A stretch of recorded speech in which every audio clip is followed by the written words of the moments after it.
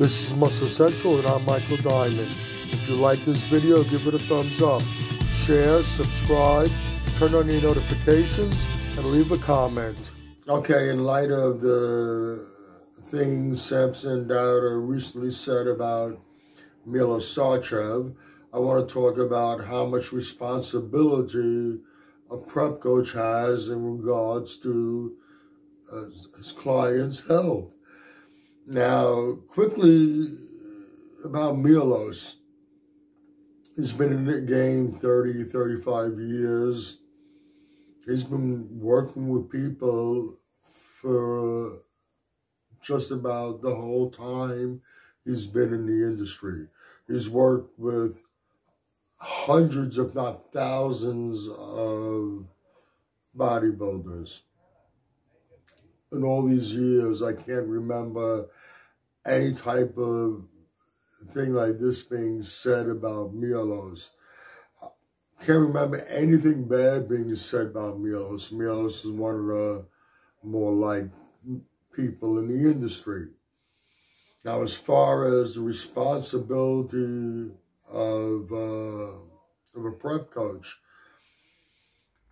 first off, bodybuilding, competitive bodybuilding, especially when you're getting close to competition time, it's not the healthiest thing to be doing. And it could be potentially dangerous even on a natural level. I'm talking about legitimately natural. If you think that bringing your body fat levels down to those low single digits and dehydrating the body, whether it's done naturally or through drugs, it's not a good thing for the body. So bodybuilding, competitive bodybuilding itself has its risks, even on a natural level. Now, as far as coaches, people hire prep coaches, that's the thing to do. They get an inkling they want to compete, do their first show, they hire a prep coach right away. There are a lot of prep coaches out there. The name is basically, a lot of times, you just add that title to the name, and you're a prep coach. Are there people out there giving bad advice, potentially dangerous advice? Yes, of course there are. Do they hold any responsibility? Yeah. A moral responsibility at the very least. But can you put the whole blame on the prep coach? You choose to follow what they say. Yes, you hire them. You think you're expecting them to know what they're doing and giving you good information. That doesn't mean you can't question things. And keep in mind, if you question your coach in any way and they have issues with it, they're probably not the one you want to be with. A good coach, if you have questions, if you're concerned about something, you ask them, they should have no problem answering and explaining. Yeah, you're paying them, you're hiring them, you're paying them to provide a service for you, and they're gonna give you advice and instruction, and you're gonna follow. But you got to use common sense. You can't just blindly follow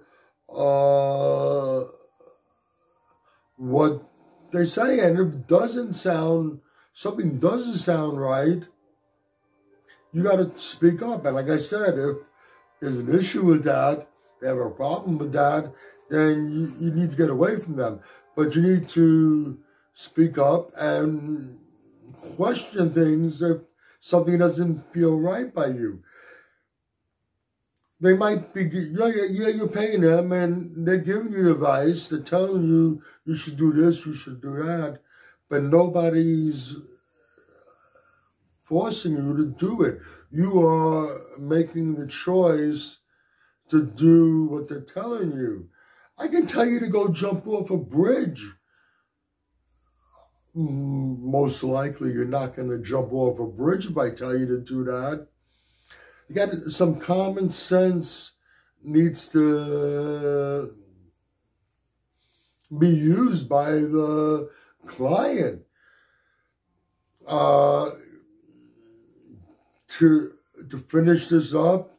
Yeah, there is responsibility on behalf of the prep coach. I'm using that term very lightly.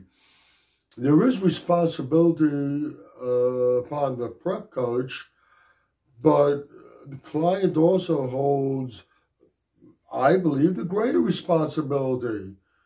You need to use some common sense, and like I said, if your prep coach tells you, if I tell you to jump off a bridge, you're not going to jump off a bridge. Don't blindly follow the prep coach. The responsibility lies with both the prep coach and the client. All right, I ran off my mouth a little bit over there, did a little bit of ranting. If you agree or disagree with anything I've said, please let me know in the comments section. This is Michael Diamond. I'd like to thank you for watching Muscle Central.